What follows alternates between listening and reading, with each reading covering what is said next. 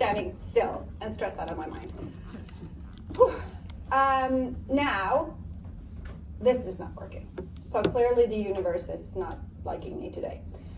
So what we're gonna do, pull up actually lesson 6 first. We'll do a little review of that. And then we'll go into lesson 7. So I told you in the announcement, right? So read through the slides for lesson 7 and do the activities. But I kind of want to do a brief review of lesson 6 before we even start. Because when we're doing lesson 7, it actually helps to have that in your mind because you can do some comparisons, okay? So if you pull up lesson 6 to slide, let's do slide number 10, which is called the sugar phosphate backbone.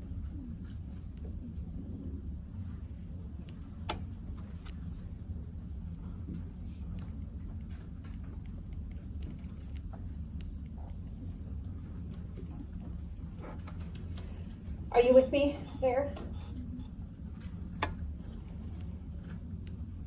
Okay.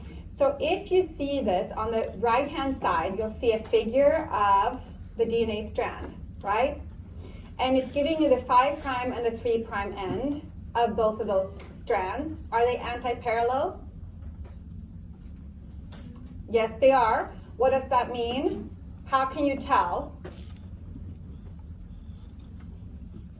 Because the 5' end is on one side at the top, and the 3' end would be right across from it, right? That means it's anti-parallel, meaning that the phosphate group is sticking up on the 5' end. Do you see the little P up there? Remember, 5' phosphate group, and then on the 3' end, what's sticking out at the top on the very right-hand side? What group is it that's very important for the 3' end? An OH group. How are you going to remember that it's the OH group that sticks out on the 3' end? I came up with another one. Did I tell you about this one? Ho, ho, ho. Right?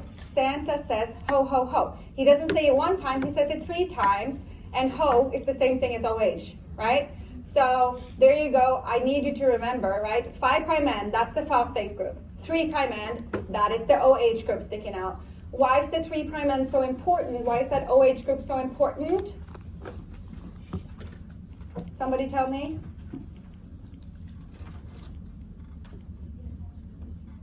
You can attach new nucleotides to it. Exactly. So when you're attaching a new nucleotide, it has to be by dehydration synthesis. And what do you need for dehydration synthesis to happen? What molecule leaves in dehydration synthesis? Water, right? So the OH group there is part of that water molecule that's going to leave, right? So when the bond is made between that sugar, right, between that sugar and the next nucleotide, that is the molecule that's involved. And this you're going to see is important not just for replication, it's also important for the next lesson when we're doing transcription and translation. So you need to have that down. Now, what is the big guy that adds most of the nucleotides in a newly growing DNA strand? When you're synthesizing new DNA, you need to know the enzyme. What is the enzyme called? Do you remember? What is the enzyme called that adds nucleotides in replication to the newly growing strand? The guy that does most of it. Yes? No, you're thinking, it is good that you're thinking about, you're actually getting to lesson 7 here. Yes? Very good. DNA polymerase 3 is the enzyme that adds nucleotides to the newly growing strand. You need to know that guy. There's 2 DNA polymerases that you're responsible for. DNA polymerase 3 is the big guy. That does most of the work. Now, what is the other DNA polymerase that adds nucleotides but doesn't do as much of it?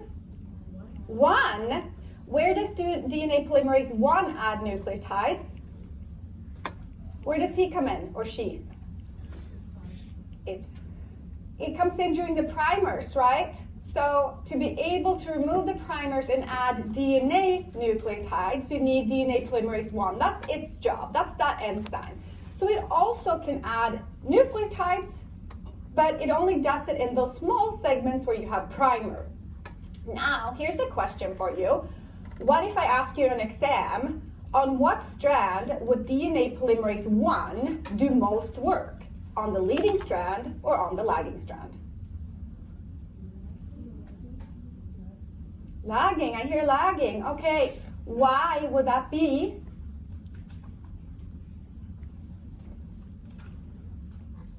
What is the lagging strand made out of? That's another exam question. What is the lagging strand made of? What is it comprised of? It's comprised of little segments called Okazaki fragments. Here's another exam question. Might as well write this down. What is in between the Okazaki fragments before you've done ligation? What are the little segments called in between Okazaki fragments? It would be? Okay, so here's a question that will help you.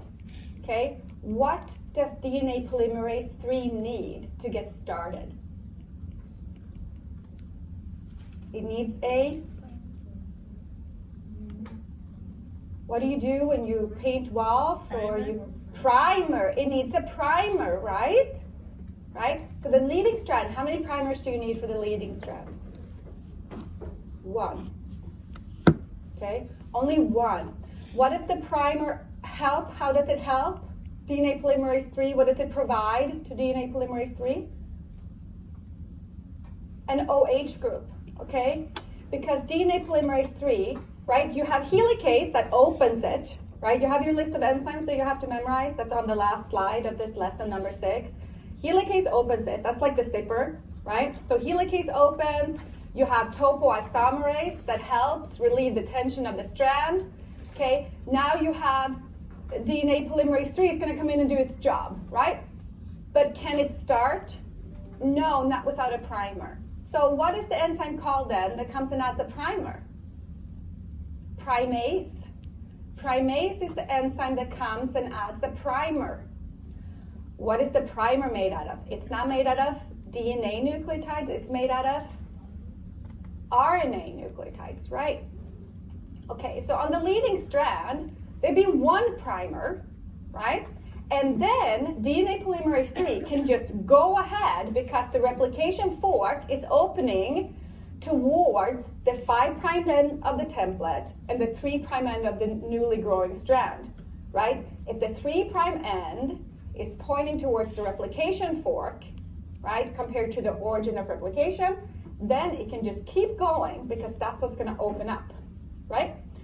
Now, on the other side of things, you're looking at the lagging strand, right? It's actually going the other way. So here's the fork, it's opening up, but I can only move this way, right? I can only add on the 3' end, and so I'd be moving this way and it keeps opening up the other way. So I would need several primers for the lagging strand, right? Okay, so now, follow-up question. You know that the leading strand needs how many primers? 1. You know that the lagging strand needs several, okay? You know what DNA polymerase 1 does. So, on which strand do you need more work from DNA polymerase 1? Leading or lagging? You all told me lagging. And why is that? There's more primers, exactly, right? So because there are more primers, DNA polymerase 1 will then go in and remove all those and add the DNA nucleotides that needed to be added. Now, what is the next enzyme that comes in? Because now we have little segments, right? But it's actually still not, the backbone there to those Okazaki fragments are still not joined together. They're actually still kind of in fragments. So you need one more enzyme that actually connects those fragments. What is that enzyme called? Ligase, very good, DNA ligase. That is the one that glues them back together. Very good. Actually, I'm going to I think we need to do one exercise. I'm gonna, let's see if we're at the end here. Did we do this practice? Okay, now it won't even let me do anything over here.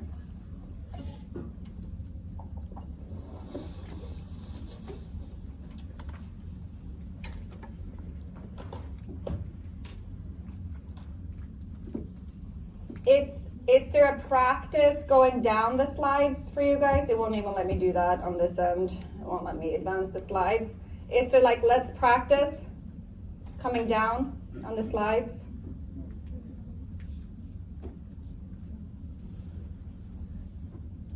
Where it's adding nucleotides after slide 13?